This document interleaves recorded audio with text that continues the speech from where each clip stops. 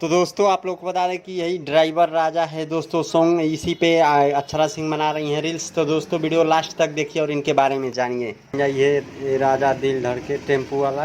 तो दोस्तों काको बलुआ का ये रील्स बन रहा है, इसी पे बहुत तेज़ी से वायरल हो रहा है ये वाला सॉन्ग।